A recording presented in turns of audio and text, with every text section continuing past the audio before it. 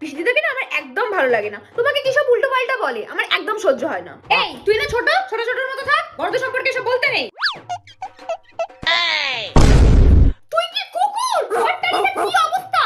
হ্যাঁ, তুই তো যথেষ্ট বড় হয়েছিস, নিজের জিনিসগুলো একটু গুছিয়ে রাখতে পারিস না? আমি কথা বলবো। মা দেখো তো এই ড্রেসটা পরলে আমাকে কেমন লাগবে। এই তুই জামা পরে কোথায় যাবি? আমি আজকে না আমার ফ্রেন্ডসদের সাথে ইকো পার্কে যাব। না না তোকে যেতে হবে না। কেন?